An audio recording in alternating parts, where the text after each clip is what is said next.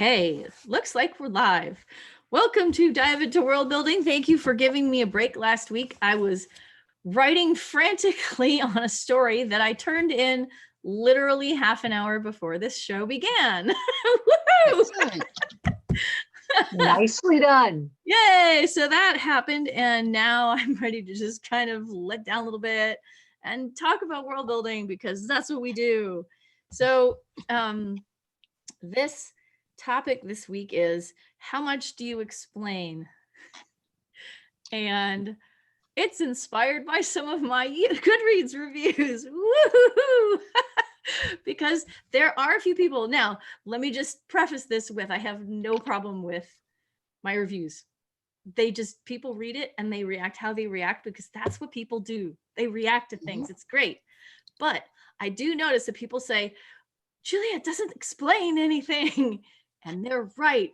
I don't explain anything, except that I also do. So that's why I thought this would be fun to talk about, because it's how much do you explain and how do you explain? And when you're working with a very big, complex world, at least I am, how do you orient people to it? How do you make people feel like they know what's going on?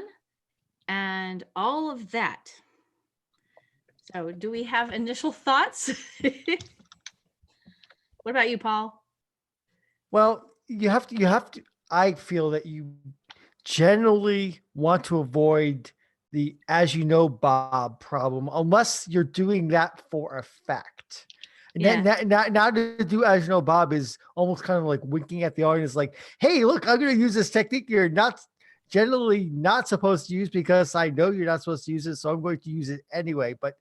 But that's sort of like walls of words between characters to explain things. I mean, I don't explain to general people how a light bulb works or any other general feature of the world, and you don't expect characters to talk that way either. So when I write and when I read, I generally look for things where it's not being explained explicitly, but more implicitly, picking up clues from context, inserting into description, inserting into dialogue in a very subtle way as people. Or my favorite technique to do this when I write myself is to write when things aren't what they're supposed to be to the character, but both of those are different from what you'd expect as a reader in their real life, if that makes any sense. Run that last bit by me again. My favorite technique is to have the character encounter something, an unexpected state of their lives, which in itself is different from their expected state, but both of those are different from how we would handle our daily lives. Like why is that dragon dead? The character wondered as he walked by the corpse. Yeah, right. And that tells you character expects dragons, but the dragon is dead. Why? So that gives you two pieces of information for the price of one. And it doesn't sound like I'm wandering along thinking about dragons. No, I see this dragon here. It's dead. That's not right. And that tells the reader dragons should be right. Dragons should be good. And so you kind of provide the reader with a double negative. Okay, cool. Yeah, I'm glad I got that extra explanation. That was very helpful. Other people? What do you think, Kimberly? So one of the things I've run across, and there's a name for this technique, and I cannot for the life of me remember the name. I've found that if it's a piece of information or an explanation the reader needs to have, you have to hit it like 3 times.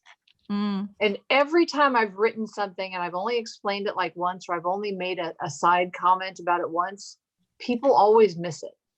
And you've got to got to hit it more than once and make it obvious more than once.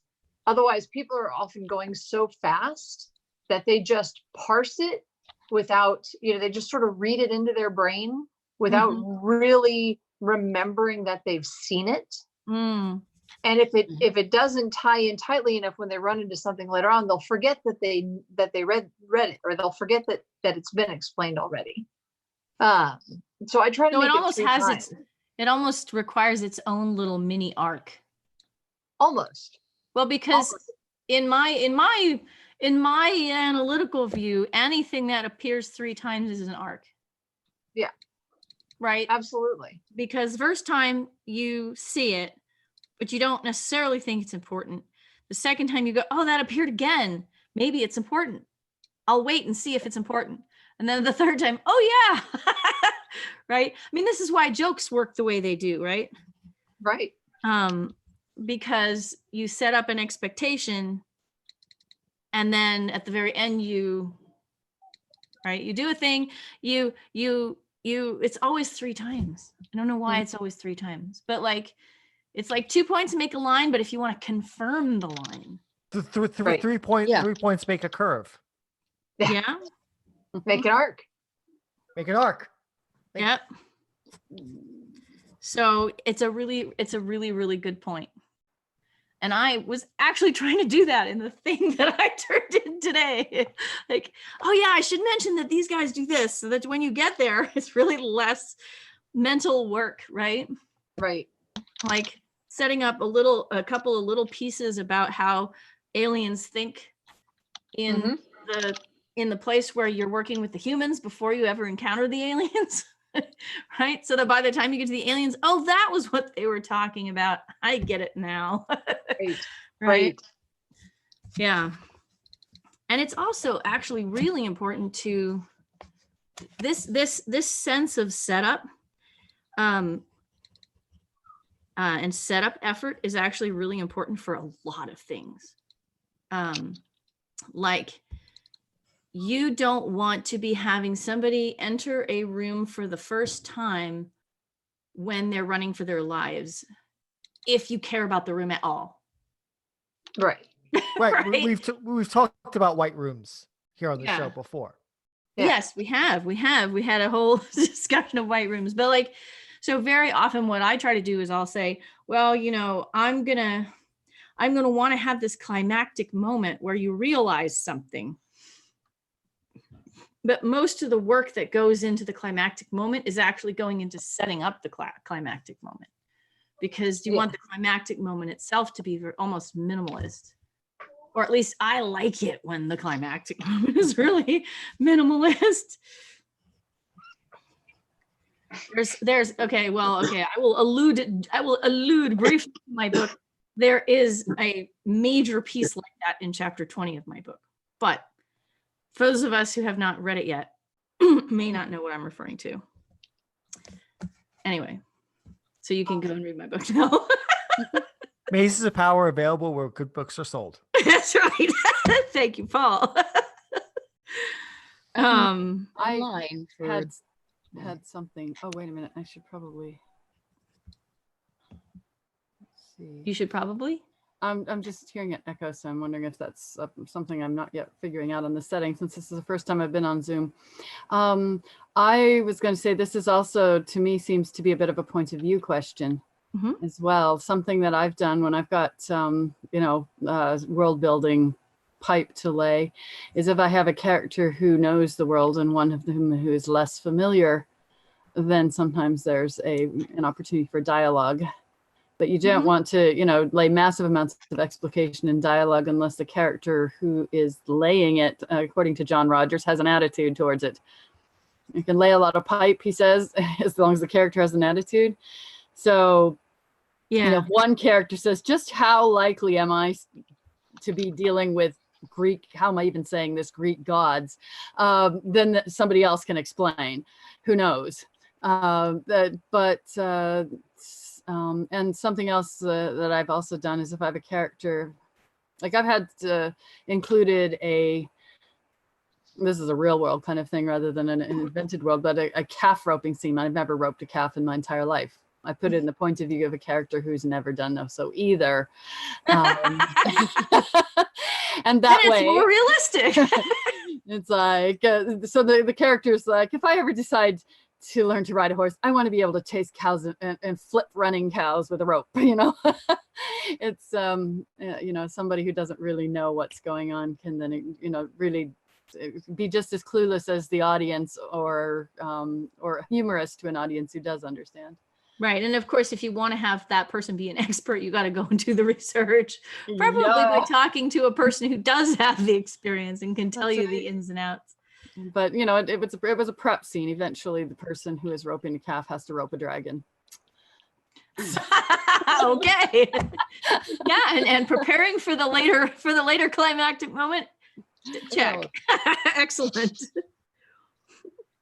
Wow. So actually, yeah, one of the things that I think you pointed out just now, which is really great, is you can get a lot of mileage out of imbalances in information. The problem with, as you know, Bob dialogue is that if Bob knows, then it's almost like there's no slope there, right? So there's no place for the information to go. So if you have an information imbalance, that allows you to create a situation where it seems natural for the knowledge to flow downhill. But if everybody's even, then nobody's going to mention it because you wouldn't mention it. And generally, I feel more satisfying when the point of view character or the perspective is from the person that knows less. If you're in the perspective, in the head of the person that knows too much, then it can feel like you're preaching to the reader as they're telling this young person everything. Whereas if it's the person who doesn't know anything, it's this information is flowing towards them and towards the reader, not feeling like they're being preached at, but they're actually getting the information along with the audience avatar, if that makes sense. Yeah, I like that way of putting it. I haven't heard from Morgan yet. Thoughts? Well, I think one of the things about explanations, I mean, there are a lot of different things that people want explained, and some of it is where are we? Mm-hmm. When are we? What's going on? You know, and if you haven't looked at, you know, the book cover, is this science fiction? Is this fantasy? Is this a mystery or what? Yeah. So, and you said at some point about things that you put in mazes early so that people could tell that this was science fiction and not like that the social structure was not defining the genre. Yeah. genre. And how, so the one question would be, how much are you willing to I'm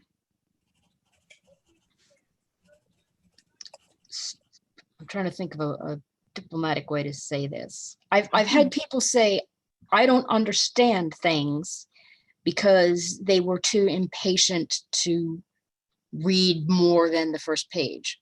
And, you know, on one hand, you should be able to hook your reader pretty quickly. I know that I made a living doing that, or not doing the hooking, but doing the reading. On the other hand, if they need to have everything explained in the first page, are these really the people that are your audience? Yeah. So I think there's a curiosity versus confusion balance, I think. Yeah. Because if you don't have curiosity, nobody's going to continue to read the book.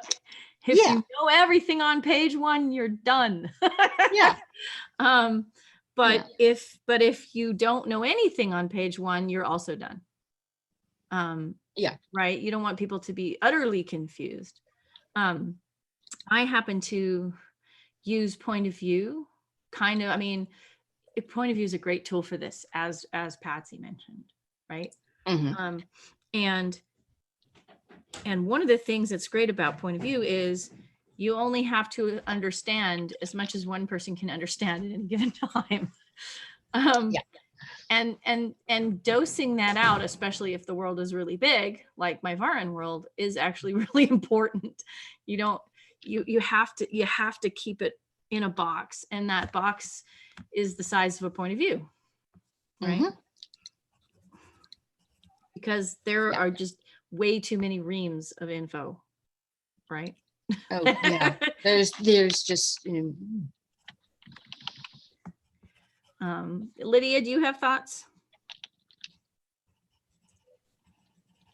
Or are you busy walking? Hey, so I think one way that I, as a reader, have really appreciated getting more information is when you kind of have that everyman hero, because they're introducing you to the world. So there's a reason that you have like Frodo or Bilbo as the main character and not Gandalf, who knows a lot more about what's going on.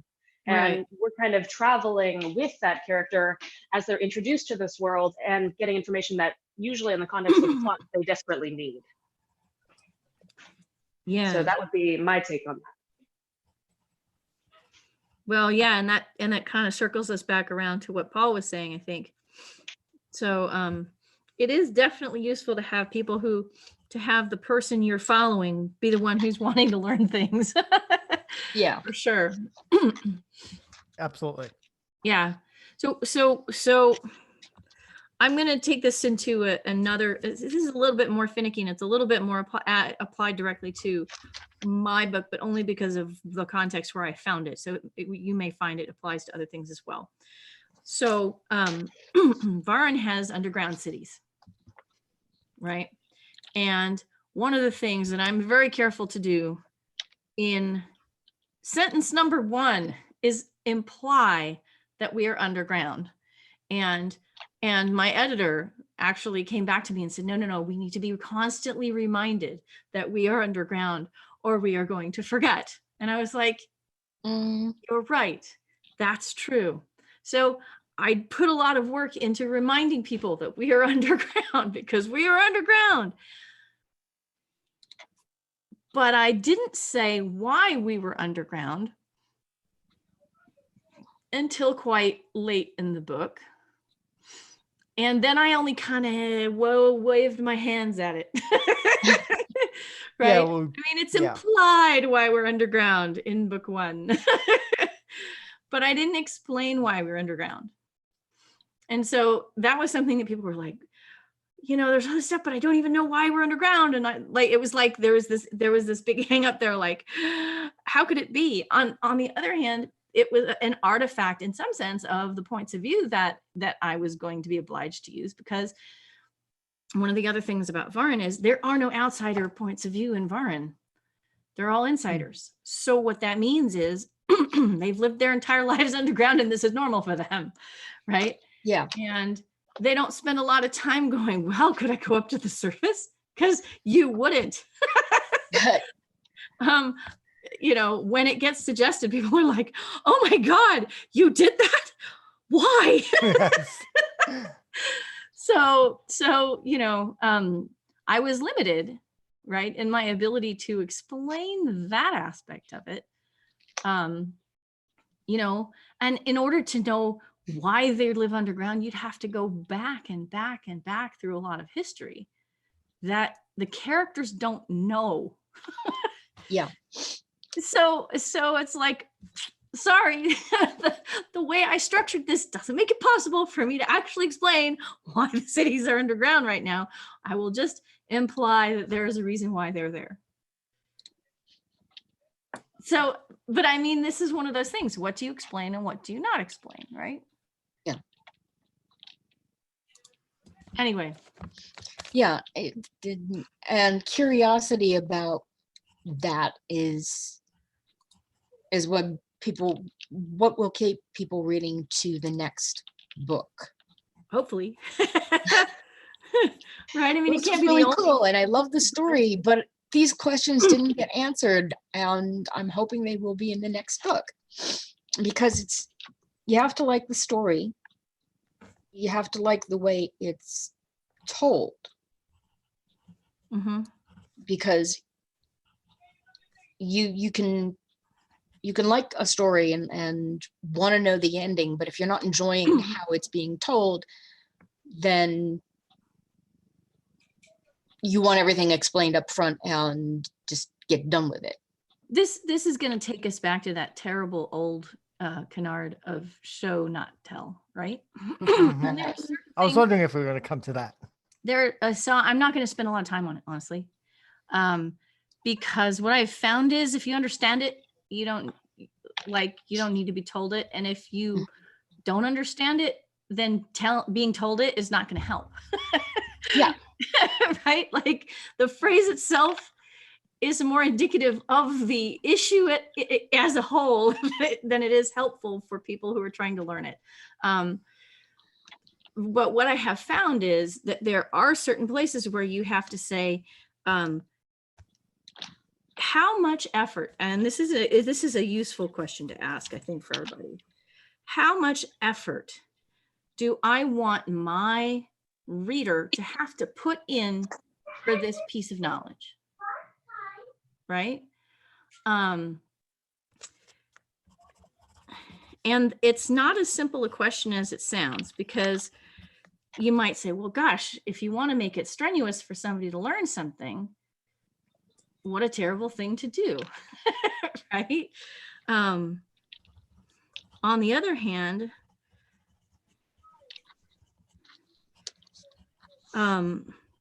that effort has a really important function in a reader's mind. And I'm trying to put that into words. That effort is a sign of importance. Making a reader work for something implies to the reader that this is central to the plot or the narrative. And when it's not, then it feels cheap. Like if you make a reader work hard to understand the mechanics of a warp drive and it's not actually applicable to the plot, then the reader feels like, well, what was the point of that? Right. So if it's a piece of premise, or if it's something you have to use for something else, like a word you have to learn in order to use it for some other purpose within the story, the best way of doing that is just to lay it out there and say, this means this. Ta-da! Now go forward and use it for the thing that's important, right? Right.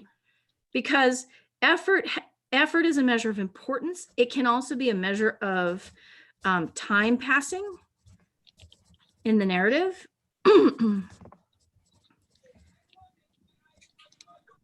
And you don't want to waste that on terminology or minor premises, right? Minor pieces of premise. You want people to work for your great revelations. Otherwise, they wouldn't feel like revelations. They'd just be here, have a thing. Here's your cookie. Yeah. Here, have an apple. Oh, wait, this was the whole deal? Why did you just hand it to me? You know, like, so yeah. That, for those of us who are interested in linguistics, I confess I am one. That links back to the area of linguistics called pragmatics. And pragmatics is stuff like you only say as much as you need to, right? Mm-hmm. So if you've said all of this, it must be because you needed to, right? Right. So it's that sense that effort, you know, the effort that a reader puts in is a gift to the author in some ways, right? Yes. And so you don't want to misuse that trust, right? You don't want to misplace that effort, because then the reader can feel betrayed. Why did I do all this work for nothing, right? Yeah. It is pretty interesting. Hi, Cliff. Do you have thoughts on what things you need to explain in a story? Yeah, I mean, whatever you can get away with not explaining, don't explain. Cool. You know, exposition and other, if people can infer it, then it's probably best to let them do it. For example, I'm going to give a really weird example. Mhm. There is a short story by Rob Shearman, who is Robert Shearman, writes as Robert Shearman, is a playwright and television writer for Doctor Who, and also writes short fiction. And he wrote in a collection called something like "We Are All Very Special." And you could buy a special edition of the collection for 100 people.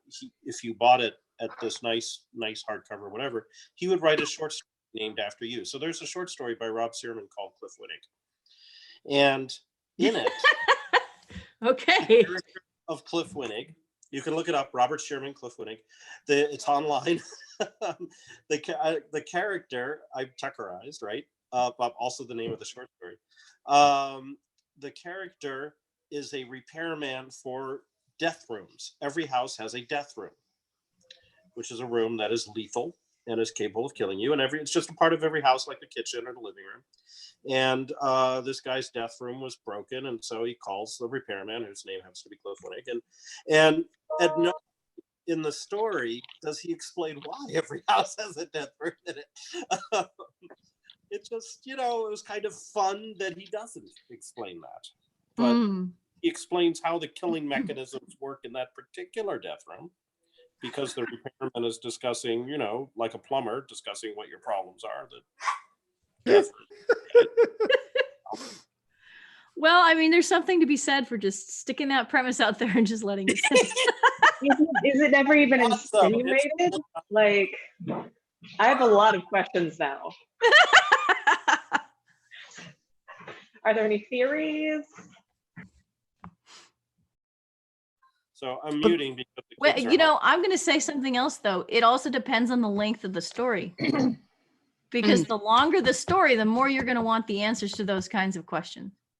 Or that you can get away with the reader trying to fill in the answer on their own. On in a short piece, you can let the reader come to their own decision on why the death room exists. But once you start getting to a novelette or a novella, you got to explain what the death room's all about. You can't let the reader fill in that gap of knowledge for themselves, which is a technique. Yeah, which is a technique I think does work for shorter pieces. You can let the reader plug in little bits here and there, but large setting pieces don't work quite so well, especially at longer length. It's like I'll give you like blank piece of the map. But So- you'll also have a little more room to. of a shaggy dog story, you can get away with pretty much anything like that without explaining it. The needle incident. Go for 2,000-3,000 words. Fair enough. I will tell you something that I don't encourage you to imply. Mhm. Right? This is one of these examples of where I was trying to be super cool and imply all the things. Mhm. And this was, years ago when I was first experimenting with my Vara novels and trying to figure out how to make this work.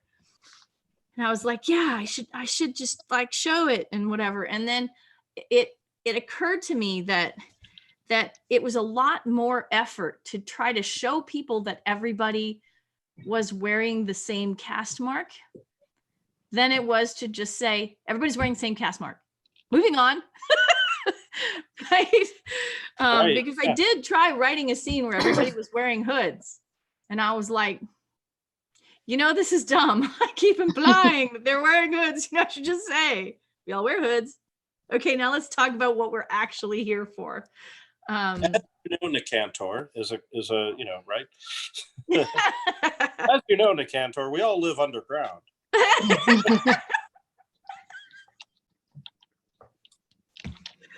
Oh my goodness. Yeah. I got to write the cell description of book 2 this week, and that was fun.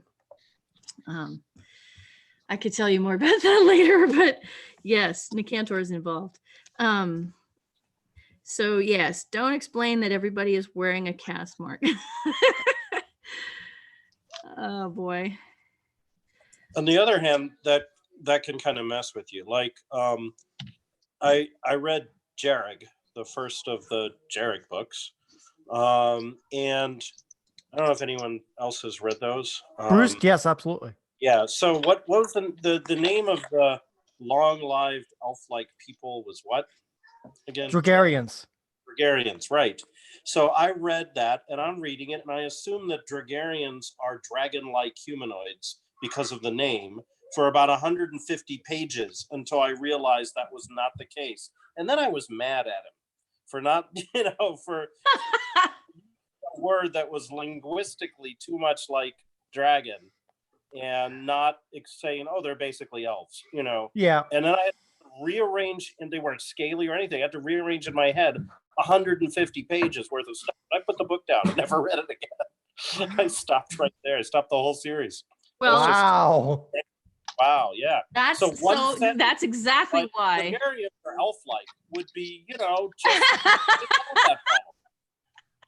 Yeah. I mean, that is, again, this got mentioned earlier in the hour, but this is one of the reasons why I always put electricity on like page 1 of any of our story, because if people don't know we have high technology and then they find out halfway through the story, they're not going to finish reading the story. Yeah, because they're going to have to there's a cost to retroactively, revisioning as a reader, and the further you are in, the higher the cost, right? And there's the level of just throwing the book across. Like, you realize your narrator is a unicorn in Los Angeles, and you never mentioned it for 300 pages, and page 301, suddenly someone's like, why is a unicorn walking around Los Angeles? And you're like, my narrator's a unicorn? Then you're going to throw the book across the room. Well, again, this comes back to reader effort. One of the things that you do is you kind of create these schemas, right, as you go. And readers do this incredibly quickly. Like, one word brings in a whole raft of implications. And if you don't, I often compare it to the flow of water, right? The water is going to flow. The readers just sort of schema grabbing is just going to go like crazy. And if you don't want that to happen in a particular direction, you have to actively stop it by saying, no, this is not how that works, very, very early in the story. You have to hydraulically engineer it. Paul, what were you saying? You have to hydraulically engineer it, like the Atchafalaya River and the dams they have, so that the Mississippi won't flow down that way like it wants, quote unquote, wants to, but it will flow down the channel that it's gone down for X hundreds of years. You gotta put that scaffolding up, or else. Yep. And this is actually one of the reasons why word choice is so terribly, terribly important. Just picking one word that grabs in a big piece of context that's not the right piece is gonna just clog up the whole thing, right? That's a lot of beginning writers. I see that, right? Like, I teach writing workshops at conventions, and I see, they've just grabbed something with a denotative meaning that is exactly right, but the connotative meaning is wrong for the context. Yeah. Yeah.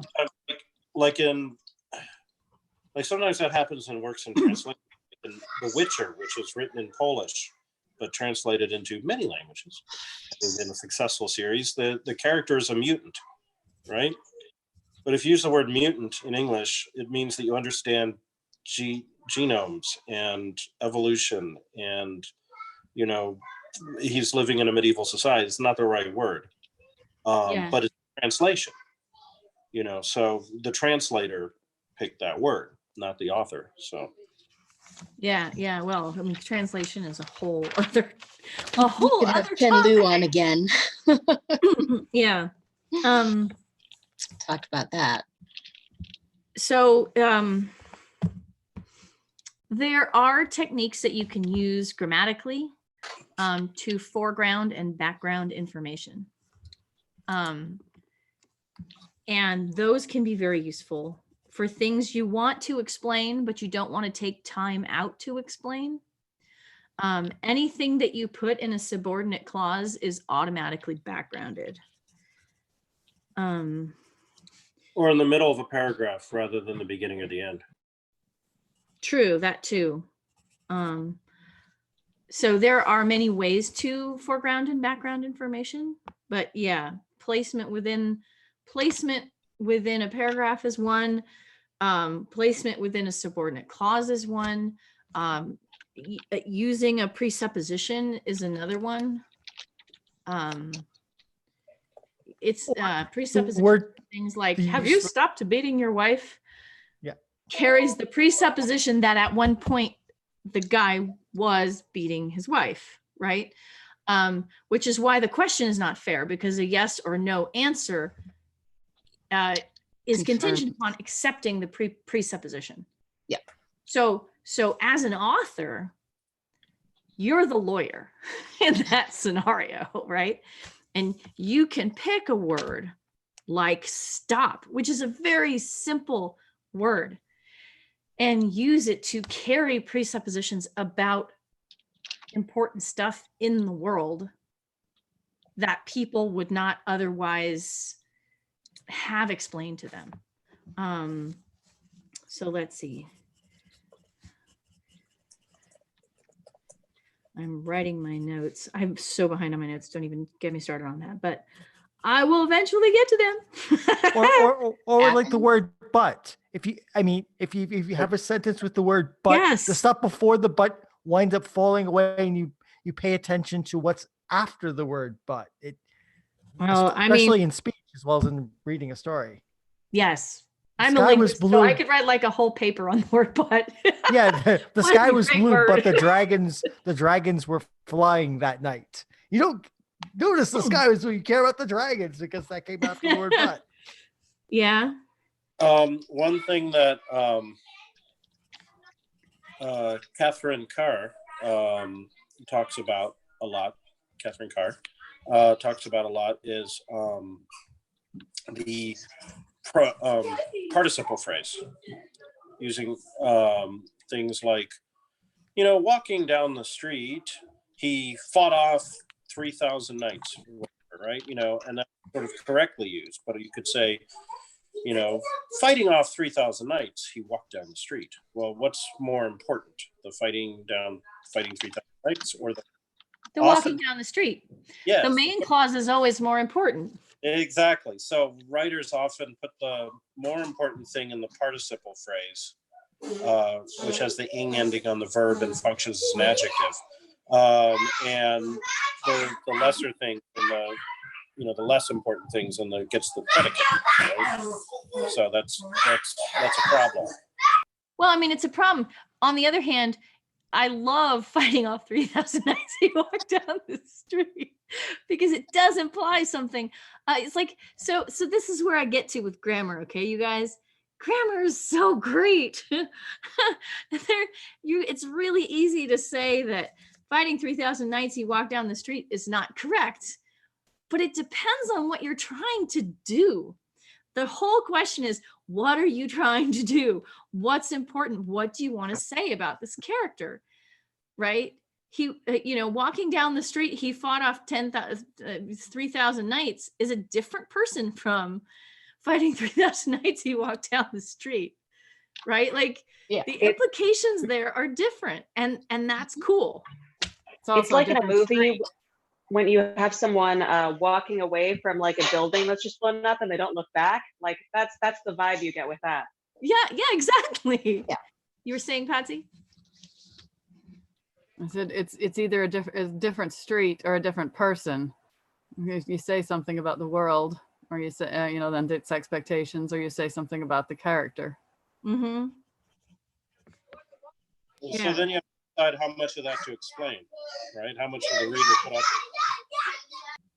Yeah.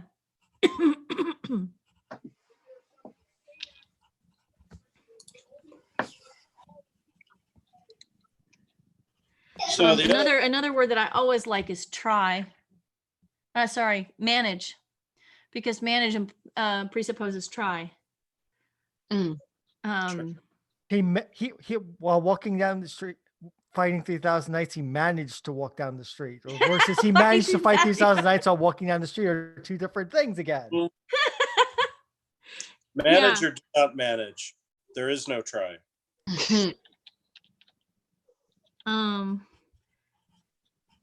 But yeah, manage is a great one, because when you use it, you don't have to explain that he was trying before that. You can kind of skip that step. Yeah, skip that whole step to go straight to. Yeah, the one implies the other. Yeah. Taking the ship into a dive. Well, you are clearly not in a rowboat or a cruise ship. Either, and if you were, you would be in serious trouble. Or a spaceship, right? Or, oh my goodness. We haven't talked about marked and unmarked yet. And this comes up pretty regularly on Dive, so it's worth revisiting again for a couple of minutes. Unmarked things are the things that are kind of defaults or considered to be normal. And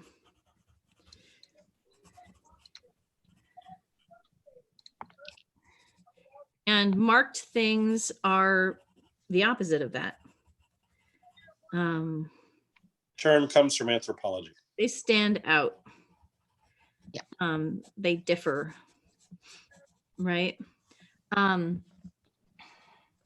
And like one of the places where you see the problem of marked and unmarked is that people will tend to describe dark skin in specific terms and not describe light skin in specific terms. Or at all, because light skin is the unmarked category for skin color. Well, in our culture, yes. Yeah, I mean, growing up, I didn't realize what the flesh color crayon and the Crayola really implied. It took me years to actually understand how hurtful that was to actually have. It took Crayola years to understand how hurtful that was. They find Yeah.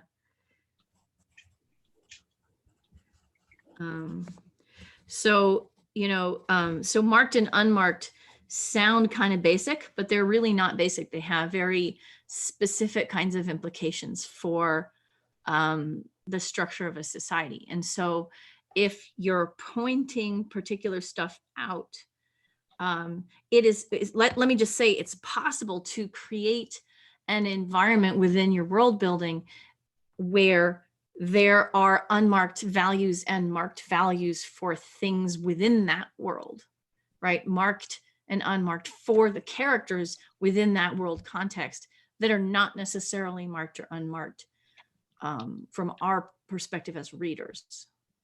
Which means you have to get the readers into that mindset. Absolutely, and you have to teach them into it. Yes. Unlearn what you have learned. Reader. Yes, exactly. Yeah.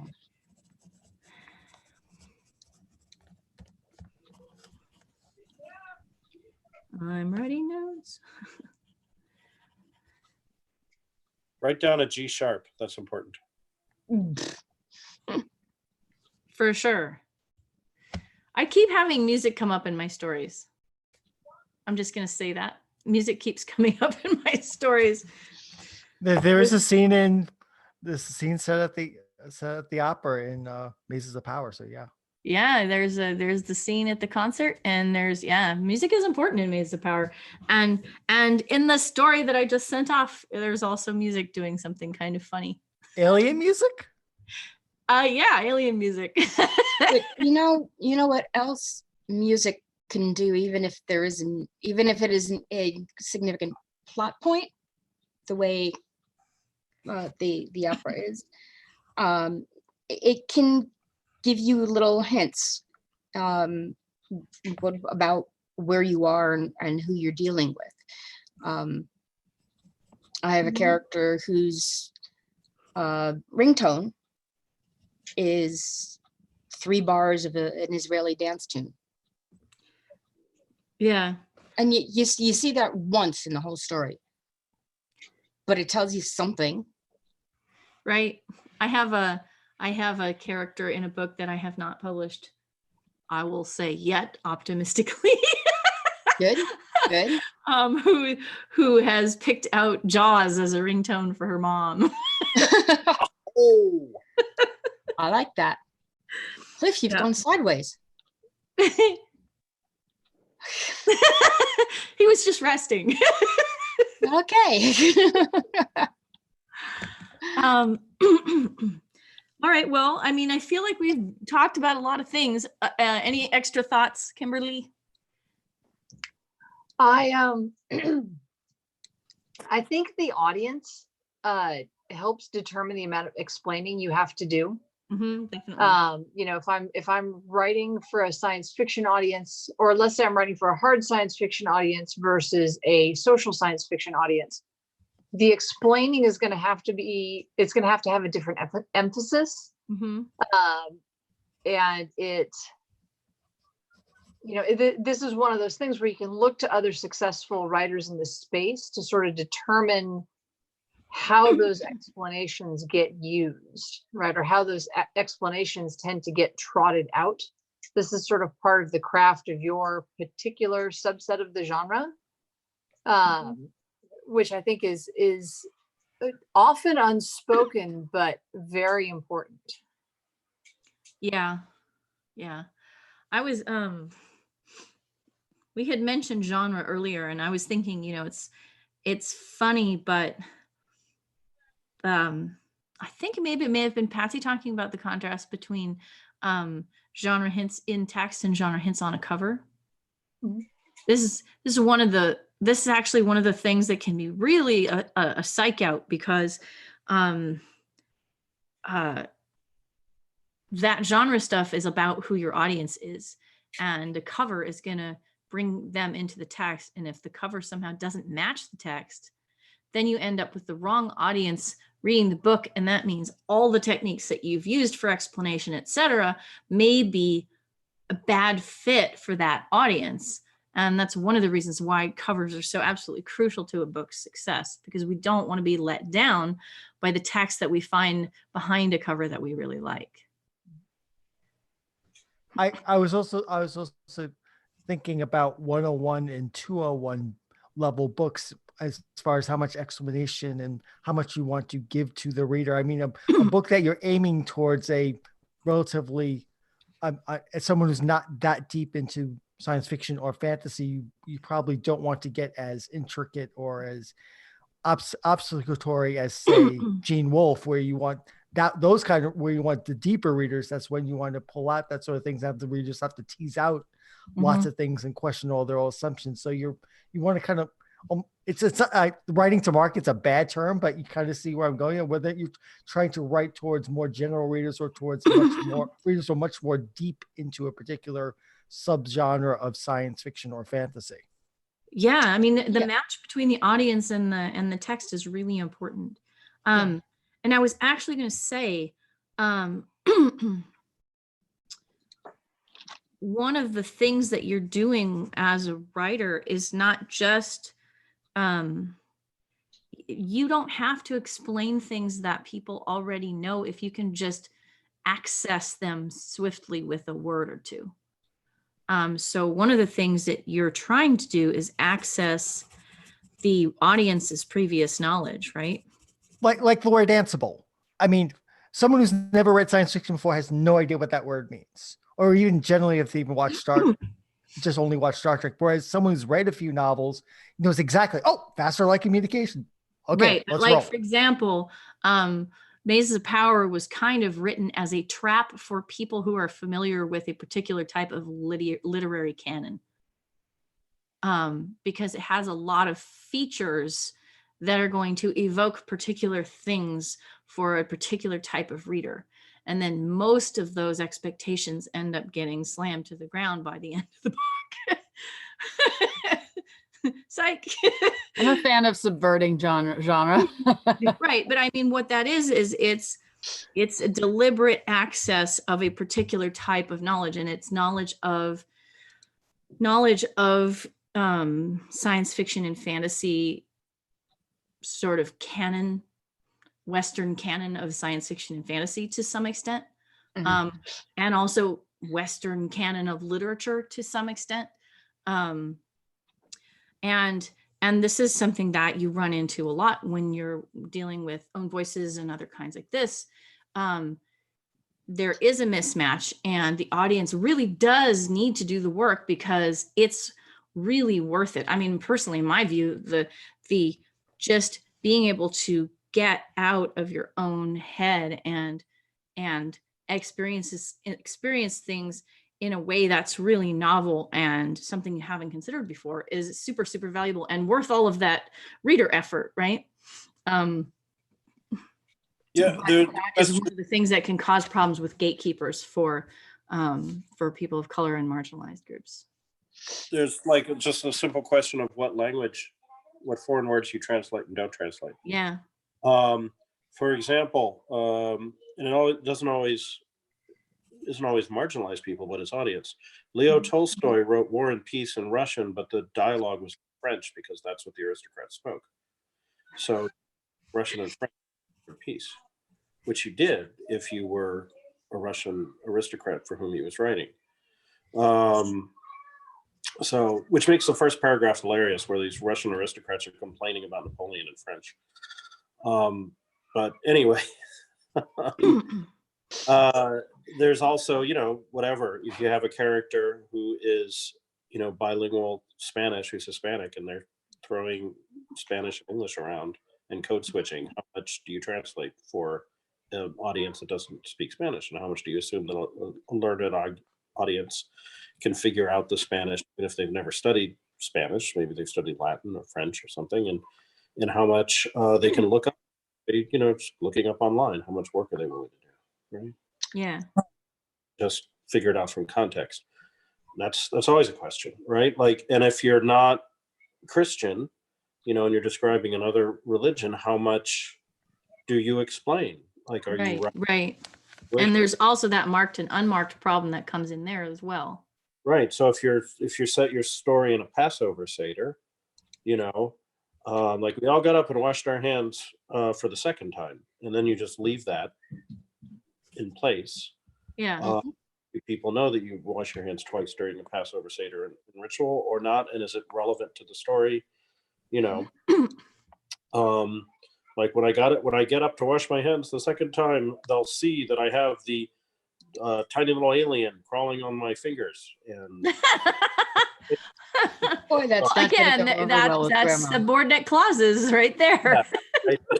Yeah, it could be very important, right? That the people know where and what part of the Seder it takes place. So that might be something you explain, unless you don't care, unless you're writing for just an insider audience, both a commercial and an artistic, and often a political decision. So those are all decisions the writer makes about what to explain and what not to explain. Cool. So, well, it's 5:02 and you guys are awesome. Right. Final thoughts? Anybody has anything burning on their brain? No? All right. So you guys, again, final thought was my first thought. Explain it, get away with. So everybody, obviously I need you all to take care of yourselves this week. If you're watching this, please stay at home, be safe. And I care about you. And seriously, I love everybody and want them to be okay. My plan is to meet next week. But I don't know yet what we'll talk about, or whether I have somebody coming in to talk, because everything's been a little up in the air this week. Let's just say. So anyway, Can I comment? What is lovely and anchoring about this is that Dive into World Building has not changed at all as a result. Isn't it great though? Yeah. Yay, Exactly. Zoom meetings that we've been doing for 10 years. And it feels very grounding as a Yeah. result. Oh, Totally normal virtual meeting that we always have. that's Yeah. right. Yeah. Well, I appreciate just said, you all so much. So what I'm going to do is I will cut off the YouTube stream. Thanks everybody who has been watching.